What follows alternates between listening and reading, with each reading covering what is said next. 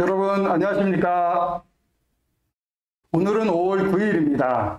어제는 5월 8일 어버이날이었습니다. 어버이날 여러 군데 부모님들도 찾아뵙고 식사도 하시고 좋은 시간 보내셨습니까? 저도 부모님 찾아뵙고 좋은 시간을 가졌습니다. 근데 가만히 보면은 어버이날보다는 어린이날이 더 이렇게 사람들도 많이 움직이고 여러 가지 행사도 많지 않은가 싶습니다. 왜 그럴까 생각해 보면은 사랑은 내리사랑이기 때문인 것 같습니다. 수년 전에 어떤 금융회사에서 아이의 행동 발달에 대한 아빠가 미치는 영향이라는 이벤트를 실시한 적이 있습니다. 이벤트를 가장해서 사실은 어떤 행사를 한 것인데요. 젊은 아빠들 여러 명을 각각의 방에 넣고 거기서 설문지를 쓰게 합니다. 아이가 좋아하는 음식이 무엇입니까? 아이를 언제 사랑했다고 마지막으로 말하였습니까? 아이가 자는 모습을 본 적이 있습니까? 아이 사진이 핸드폰이나 책상 위에 지갑 안에 몇 장 있습니까? 젊은 아빠들은 아주 행복한 표정으로 하나하나 설문지를 답해갔습니다. 그런데 질문이 이제 바뀌었습니다. 그러면서 대상자가 바뀌는 것입니다. 아버지가 좋아하는 음식은 무엇인지 아십니까? 아버지가 주무시는 모습을 본 적이 있습니까? 아버지가 아버지에게 사랑한다고 말한 적은 언제입니까? 아버지의 사진이 핸드폰이나 책상 위나 지갑 안에 있습니까? 이 젊은 아빠들의 표정은 점점 굳어져 갔습니다. 아주 울상이 되었습니다. 그럴 때 갑자기 동영상이 켜지면서 그 젊은 아빠의 아버지의 영상이 나왔습니다. 누구누구 앱이 누굽니다. 제가 너무 못해줘서 미안하지요. 제가 너무 엄격해서 후회가 됩니다. 잘해주고 싶었지만 너무 어려웠어요. 그래도 사랑합니다. 이런 얘기를 듣는 젊은 아빠들은 눈물을 뚝뚝 흘렸습니다. 그렇습니다. 사랑은 정말 내리사랑인 것 같습니다. 아버지의 아버지, 또 그 아버지의 아버지, 사랑은 계속해서 내려온 것 같습니다. 아버지의 아버지를 거슬러 올라가면 첫사람 아담이 나옵니다. 아담도 사랑이 많은 사람이었습니다. 누구한테 사랑을 배웠을까요? 바로 자기를 만드신 하나님 아버지로부터 사랑을 배웠습니다. 생명을 주어서 만들어 주셨을 뿐만 아니라 생활할 수 있는 모든 환경을 만들어 주셨고, 또한 그가 그냥 먹고 사는 데만 만족하는 것이 아니라 정신적으로도 의지적으로도 이 지정의 면에서도 아버지의 수준, 하나님의 수준에까지 성장할 수 있도록 여러모로 살펴주었습니다. 그리고 아내도 이끌어 주셨습니다. 그래서 인류가 이 성경에서 제일 처음 한 말을 창세기 2장 23절에 나오는데, 이는 내 뼈 중에 뼈요 살 중에 살이로다. 이 아내를 보고 하는 말인데 사랑의 고백이었습니다. 그렇습니다. 사람이 처음으로 이 세상에 태어나서 말한 것이 기록되어 있는데 그것은 사랑의 고백. 왜 그럴 수 있었을까요? 바로 하나님이 사랑이시기 때문에, 그 사랑으로 가득 채워져 있었기 때문에 사랑이 특별히 이렇게 두드러지는 것입니다. 이 얘기를 들으면서 다 좋은데 하나님이 창조하셨다라는 건 좀 이해가 안 가라고 생각하시는 분들이 계실 것입니다. 그렇습니다. 저희들은 진화론을 배웠기 때문에 그렇습니다. 진화론이 나오기 전에는 오히려 많은 사람들은 이 창조를 믿었습니다. 진화론이 생기면서 이 단세포에서 여러 고등생물로 진화되었다, 그렇게 얘기를 하는 것을 오히려 저희들은 믿고 있습니다. 그러나 그것은 과학이라고 얘기하지만 그것은 또한 추론에 불과합니다. 정말 그것이 반복 실험이 되고 언제든지 재생이 가능해야지만 과학적 이론이라고 할 수 있는데, 그것은 지금 확인해 볼 수 있는 길이 없습니다. 이 언어를 볼 때 아담이 처음 말했던 내 뼈 중에 뼈, 살 중에 살이로다 얘기했던 이 놀라운 이 사랑의 말, 이 언어를 보더라도 하나님이 세상을 창조하신 것을 잘 알 수가 있습니다. 세 가지로 하나님이 창조하신 것이 맞다라는 것을 입증해 보겠습니다. 첫 번째로 고대 문법사입니다. 문법사를 보게 되면은 이 하나님이 세상을 창조하시고 사람을 제일 먼저 창조하셨다는 것을 이해할 수가 있습니다. 지금부터 400년 전에 만들어진 킹 제임스 버전이라는 영어 성경은 지금의 사람들이 읽기 어렵습니다. 영어를 하는 사람들이 어려워합니다. 영문법이 더 어렵습니다. 더 어려운 체계를 가지고 있는 거죠. 그 전에 이 영어의 원조라고 말할 수 있는 독일어는 더 복잡한 문법을 가지고 있고, 그 전에 원조가 될 수 있는 라틴어는 더 복잡한 문법을 가지고 있습니다. 그리고요, 그 600년 전에 나왔던 이 그리스어는 더 어려운 문법 체제를 가지고 있습니다. 이처럼 또 그리스어의 원조가 되는 이 고대 그리스어와 이 산스크리트어, 이것도 엄청난 복잡한 문법 체계를 가지고 있습니다. 그러니까요, 진화론에 따지면 올라가면 올라갈수록 문법이 단순해져야 됩니다. 말이 없어야 됩니다. 단생물이거든요. 그러니까는 우와 이런 어떠한 외침이나 으르렁거리거나 이런 것이 먼저 되고 나중에 말이 나와야 되는데 오히려 문법층이 더 어려워집니다. 즉 하나님이 사람을 만드실 때부터 완전한 사람, 우수한 두뇌를 가진 사람을 만들었다는 것을 증명하는 것입니다. 또 두 번째로요, 이 마사추세츠 공과대학의 언어학과 명예교수인 초암 놈스키라고 하는 유대인 학자가 있습니다. 미국인이죠. 그분이 얘기하기를 사람들은 이 언어 구사 능력을 몸에 지니고 탑재한 채로 태어난다 라고 말을 하고 있습니다. 즉 말할 수 있는 기능이 사람에게는 있다는 것입니다. 그래서 시간을 들이는데 부모님으로부터 이렇게 완전한 문법이 아닌데도 아이들이 어느 순간에 보면 말을 잘하고 있습니다. 제가 일본에서 어렸을 때 생활했는데 6개월이 지나자 자연스럽게 일본어를 할 수가 있게 되었습니다. 그런 언어 구사 능력이 제 안에 탑재되어 있기 때문에 언어가 가능한 것이었습니다. 아무리 오랜 시간을 가르친다 해도 원숭이나 돌고래나 사람의 말을 할 수가 없습니다. 그 안에 하나님이 그 능력을 넣어 놓으신 것입니다. 거미가 자연스럽게 치듯이요, 새들이 자연스럽게 날듯이 그 기능을 넣었기 때문에 우리는 할 수 있는 겁니다. 언어 능력이 주어졌기 때문에 저희는 언어를 할 수가 있습니다. 그리고 또 세 번째로는 언어 능력이 있다 하더라도 가르쳐주는 사람이 없으면 불가능합니다.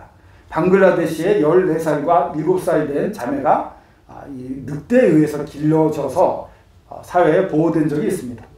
그때도 그들은 암만 말을 가르쳐도 할 수가 없었습니다. 직접 가르쳐주는 사람이 있지 않으면 그 말을 할 수가 없습니다. 그 언어 구사 능력이 있다 하더라도 직접 가르쳐주는 사람이 필요한 것입니다. 여기서 보면요, 단세포에서 진화되어 가지고 새로운 더 진화된 종들이 나타났다고 얘기를 합니다. 그러나 먼저 말해주는 사람이 없으면은 새로운 사람들은 그 말을 배울 수가 없는 것입니다. 그렇기 때문에 진화론이 허구라는 것을 증명할 수가 있습니다.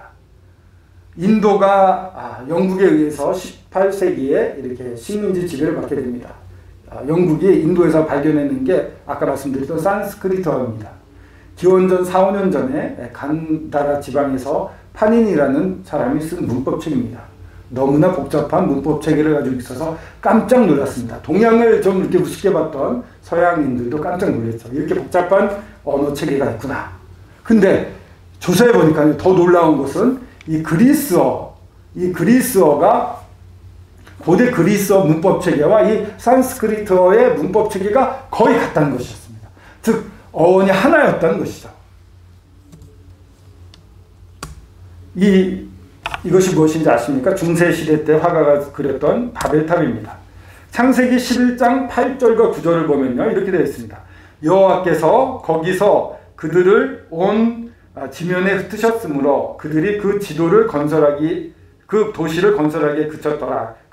그러므로 그 이름을 바벨이라 하니 이는 여호와께서 거기서 온 땅의 언어를 혼잡하게 하셨습니다. 여호와께서 거기서 그들을 온 지면에 흩으셨더라. 그렇습니다. 언어가 하나였던 거죠, 처음에는. 그래서 그 언어가 하나였기 때문에 그들은 악을 행하게 됐습니다. 단결했습니다. 하나님을 대적했습니다. 그렇기 때문에 하나님이 그것을 흩으셨습니다. 하나였지만 그것을 흩으신 사실을 성경에 명확하게 기록하고 있는 것을 알 수가 있습니다. 그렇습니다. 우리가 이처럼 하나님이 하신 일을 기억하게 되는데 하나님이 처음부터 세상을 창조하셨던 것입니다. 그리고 창조하신 분에게는 사랑이 넘치셨던 것입니다. 이 창조하신 하나님이 사람을 사랑하셨던 것입니다. 그 사랑이 저희들에 있기 때문에 여기서 말하는 것처럼 사랑은 여기 있으니 요한일서 4장 10절에 나와 있는 사랑은 여기 있으니 어디 있습니까? 바로 하나님 안에 있었던 것입니다. 그런데 놀라운 일입니다.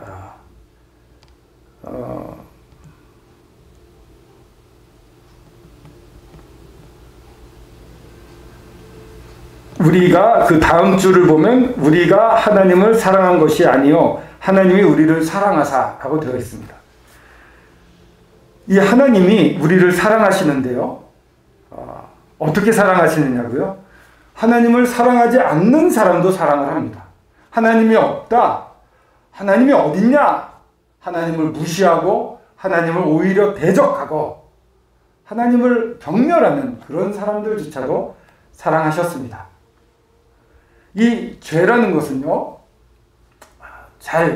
죄인들은 사실은 죄를 잘 못 느낍니다. 이 놀라운 사랑을 베푸시는 하나님을 대적하는 것. 생각해 보십시오. 세상에는 여러 죄가 있지만 사람들이 참 못마땅하게 하는 죄가 바로 불효 아니겠습니까?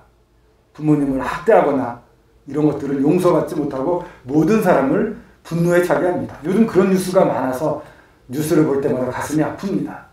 그런 자기를 낳아주신 부모, 자기의 아버지를 함부로 대하는 것. 이것이 가장 큰 사랑으로서는 가장 큰 죄라고 할 수 있습니다. 그런데 우리를 만드시고 천지를 창조하신 하나님을 거절하는 것, 무시하는 것, 이보다 큰 죄가 또 있을까요? 제가 얼마 전에 치과 치료를 받았습니다. 묵동에 있는 치과 치료를 받으러 치과에 가는데요. 동부간선도로를 타고 갔는데 석계역에서 동부간선도로를 북부간선도로 타려면 석계역에서 내부간선도로 타려면 석계역에서 올라가야 됩니다. 길이 길었어요. 줄이. 그래서 저는 그냥 참았죠. 그래서 뒤에서부터 서가지고 차분히 느릿느릿 올라가는데 갑자기 그 합류 지점에서 검은 고급 승용차 2대가 끼어들기 하는 거예요. 끼어들기 하더니 먼저 쑥 가는 거죠. 마음이 어땠습니까? 굉장히 불쾌했습니다. 화가 났습니다. 그러나 그리스도인이기 때문에 그냥 참았습니다. 근데요, 그 위로 올라가 보니까는 경찰이 단속을 하고 있었던 것이에요. 아까 그 새치기 했던 고급 차량 2대는 경찰에게 적발당해서 조사를 받고 있었습니다. 마음이 뻥 뚫렸어요. 그러고서 이제 동부간선도로로 쭉 내부간선도로를 타고 가서 성산대교 내려가려고 그 출구가 가까이 왔습니다. 근데 제가 지리를 잘 모르고 또 조금 시간 약속도 바듯했어요. 그 치과의사가 아는 분이라 늦으면은 좀 체면이 구길 것 같고 또 그 뒤에 또 중요한 약속이 있어가지고 조금 늦은 것 같은 감도 있어가지고 그냥 중간에서 끼어들었습니다. 아슬아슬하게 끼어들었죠.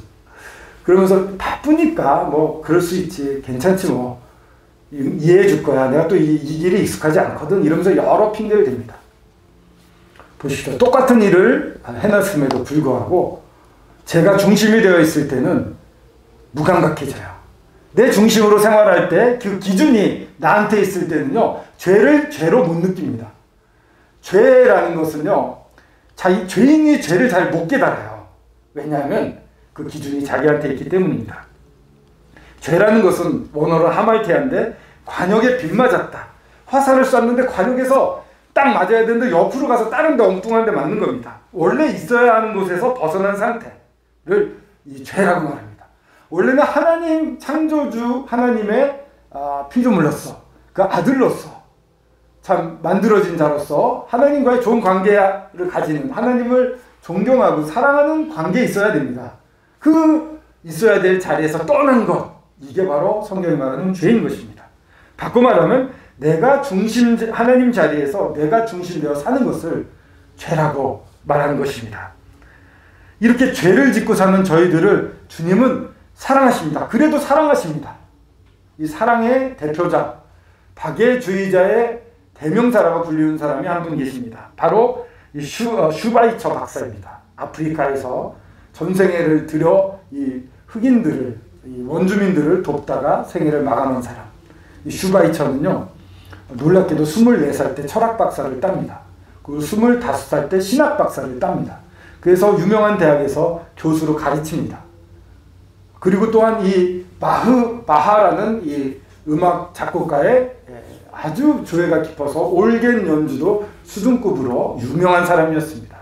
그는 이 교수로서 또한 이 유명한 음악가로서 이름을 날리고 아주 평안한 삶을 살고 있었죠.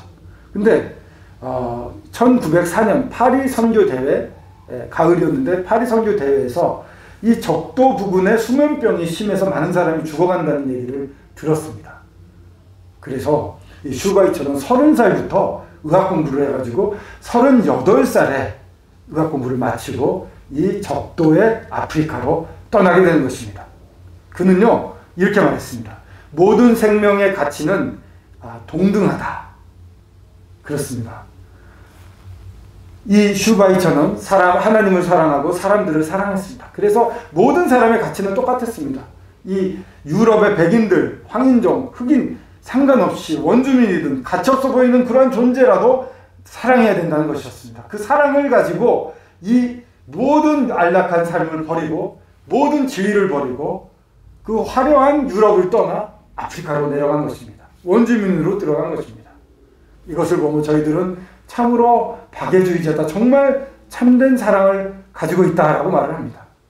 그런데 우리 아버지 하나님께서는요, 놀랍게도 이 사람들을 사랑하셔서 이 죄의 문제를 해결해 주려고 그 아들을 이 땅에 보내셨습니다. 직접 하나님이 이 땅에 내려오신 것입니다. 그 하늘의 놀라운 영광을 다 버리고요, 이 땅에 직접 오신 것입니다. 그래서 하나님이 우리를 사랑하셨는데 우리 죄를 속하기 위하여 화목제물로 그 아들을 보내셨습니다. 화목제물로 그 아들을 보내셨는데요, 그것은 우리 죄를 속하기 위해서입니다. 이 죄를 속한다는 것은 무슨 뜻입니까? 속하다라는 말은요, 속죄할 속이라고 되어 있는데 이 한자를 보면은 앞에 조개 패자가 있습니다. 이거는 돈이라든가 이런 걸 나타낼 때를 의미합니다. 이 속이라는 말은 돈을 지불하다 이런 뜻입니다. 노예라든가 몸값을 지불하고 자유로워진다라는 뜻을 가지고 있는 것입니다. 그래서 죄값을 치르다 이런 뜻으로 써집니다. 구속이라는 말을 많이 쓰는데 이렇게 붙잡히는 구속이 아닙니다. 여기서 말하는 구속은 구하여 낼 구자, 그리고 갚다. 즉 구해내기 위해서 대가를 지불하다라는 뜻을 가지고 있는 것입니다. 대속이라는 것은 그 사람이 못하니까 대신 갚아준다 이런 뜻이 있는 것입니다. 속전, 이 전자는 돈 전자입니다. 그래서 돈으로 갚아주다 이런 뜻을 가지고 있습니다. 속량되다 이런 말이 있습니다. 속량은 이 노예를 돈을 갚아 풀어줘서 양민이 되게 하다 이런 뜻이 있습니다. 그렇기 때문에 속하다 이런 표현이 성경에 자주 나오는데 구속이란 말 붙잡히는 게 아닙니다. 하나님께 붙잡히는 게 아니고요, 하나님이 구하여 내기 위해 대가를 지불했다 이런 뜻이 됩니다. 대속, 내가 스스로 그 값을 못 지불하기 때문에 죄의 삭은 사망이거든요. 죄의 값을 갚으려면은 생명, 죽음을 맛봐야 돼요. 내가 죽으면 끝나잖아요. 그렇기 때문에 대신 누군가 이것을 갚아줘야 됐습니다. 그게 대속이라는 것입니다. 속전이라는 것은 이제 속전으로서 이 돈 역할을 하셨다는 겁니다. 속량. 그래서 자유롭게 해주셨다는 겁니다. 누가 하셨습니까? 바로 그 아들, 독생자 예수 그리스도입니다. 우리 죄를 속하기 위하여. 1970년대에 있었던 일입니다. 공군 대위로 제대한 한 사람이 자녀들을 데리고 현대자동차에서 이렇게 일을 하다가 높은 보수를 받았음에도 불구하고 미국으로 이민을 갔습니다. 아이들의 교육, 아이들이 5명이나 있었거든요. 아이들의 교육을 위해서 미국으로 건너갔습니다. 그랬는데 중학교 2학년 된 장남이 어느 날 학교에 있는 모든 기물을 다 부셔버린 겁니다. 미국인 친구와 둘이서요. 깜짝 놀랐습니다. 그래서 대대적으로 그 지역에서 보도가 됐습니다. 신문에 나왔습니다. 이렇게 심한 기물 파손죄는 처음 본다. 그래서 사람들이 손가락질을 하고 그 교장 선생님은 얘가 지금 구속되었지만 나중에 석방이 되더라도 이 주변에 있는 학교에는 전학을 갈 수 없습니다 라고 엄하게 했고요. 한국인들도 손가락질을 했습니다. 같은 동포들인데. 그리고 그가 다니던 교회에도 못 나가게 됐습니다. 근데 알고 봤더니 분리라고 하는데 이 왕따를 당했던 것입니다. 다 백인인데, 다 미국인인데 혼자 황인종이었던 것이죠. 그래서 이제 그 왕따를 당한 애들을 그대로 반격을 했고, 반격을 하니까 겉새 나이처럼 보여서 교장실에 가서 체벌을 자주 받았습니다. 그것이 누적이 됐던 것이었죠. 근데 여하튼 아버지가 이때 아들의 죄는 나의 죄다. 아들의 죄는 나의 죄다. 이라고 얘기를 하고, 이 구속되어 있는, 수감되어 있는 아들을 제외한 초등학교와 유치원을 다니는 4명의 아들, 딸을 데리고 아내와 함께 주말마다 학교를 청소하겠다고 나섰습니다. 교장 선생님이 허락을 했습니다. 그래서 매주 주말마다 빠지지 않고 아들의 죄값을 갚기 위해서, 아들을 위해서 이렇게 아버지가 청소를 했습니다. AP통신에서 이것을 보고 보도를 했고요. 이게 퍼지면서 사람들이 감동을 했습니다. 아들의 죄를 자기 죄처럼 여기는 이 아버지를 보라, 이 사랑을 보아라, 이러면서 대단히 히트를 치게 됩니다. 그러면서 정상 참작이 돼서 아들도 이제 풀려나게 되었고, 아들은 아버지의 이 사랑에 감동이 되어서 그 후 올바른 길을 가서 지금은 나사, 미 항공우주국이죠. 거기에 나사의 고위 탑재 전문가. 그래서 미사일 같은 걸, 이런 우주 발사체를 발사할 때 그거를 점검하는 아주 고위직에 속하게 됐다고 합니다. 그리고 아버지와 좋은 관계를 갖고 행복한 삶을 살고 있다고 합니다. 속전, 대속, 속한다. 이게 바로 이런 것입니다. 죄값을 다른 사람이 대신 갚아주는 것. 그렇습니다. 우리 죄를 속하기 위해서 하나님이 아들을 보내신 것입니다. 대신 해주시려고. 대신 죄값을 치러주시려고 아들을 보내신 것입니다. 하나님의 특징은요, 무한하시다고 말할 수가 있습니다. 시간적으로도 무한하시고요, 공간적으로도 무한하십니다. 그리고 또한 능력 면에서도 무한하시고요, 또한 이 도덕성 면에서도 무한하신 분입니다. 시간적으로 무한하시니까 영원하신 것입니다. 시작도 없고 끝도 없으신 분, 영원하신 분. 또 공간적으로 무한하시니까 지금 어디든 계십니다. 편재성이라고 그러죠. 하나님은 어디든 존재하십니다. 그리고 능력, 전지전능하신 분입니다. 그리고 도덕성에서도요, 무한하신데요, 정말 불의는 조금도 용서 못합니다. 온전한 정의가 추구되어야만 합니다. 악은 조금이라도 용서 못하시는, 온전히 심판하셔야 되는 그런 분이십니다. 타협이란 건 하나님 앞에 있을 수가 없습니다. 이 하나님의 완전 무결한 무한한 정의감과 이 하나님의 한없는 사랑, 이것이 충돌한 것이 바로 십자가인 것입니다. 그곳에서 하나님의 모든 정의는 이루어졌습니다. 왜? 죄가 없는 온전한 하나님의 아들이 그 자리에서 사람 대신 죽으셨던 것입니다. 피를 흘리시면서 죽으셨습니다. 그래서 그 값을 다 지불해 주신 것입니다. 온전한 사랑이 입증이 되었고 온전한 무한한 정의가 증명이 된 것입니다. 그것이 바로 십자가입니다. 여러분, 이 십자가의 의미를 이제 이해가 되셨습니까? 이 하나님이 납득할 수 있는 해결법, 그것이 십자가에서 이루어진 것입니다. 저희들의 죄가 하나님을 모르고 무시하고 오히려 경멸하고 살았던 이 무서운 죄, 그로 말미암아 저희들은 죄에 빠지게 되고 여러 죄를 짓고 살았습니다. 이제 하나님께서 이 모든 죄를 십자가에서 완전하게 해결해 주셨습니다. 여러분들의 마음을 돌이키시기 바랍니다. 하나님께로 돌이키시기 바랍니다. 그리고 이 십자가를 바라보시기 바랍니다. 그리고 나오시기 바랍니다. 하나님은 사랑이 많으신 분입니다. 뉘우치고 회개하고 나오는 모든 사람에게 추궁하지 않고 그대로 다 받아들이십니다. 이 놀라우신 우리 주님을, 예수 그리스도를 나를 구원하신 주님, 구주로 받아들이시면 어떻겠습니까? 그렇게 되면 진정한 평안, 진정한 사랑을 누리고 진정한 행복 가운데 하나님 자녀로서 살아가는 놀라운 축복이 있을 것입니다. 내리사랑의 진수를 맛보실 수 있을 것입니다. 진심으로 권하며 오늘 말씀을 마치도록 하겠습니다. 감사합니다.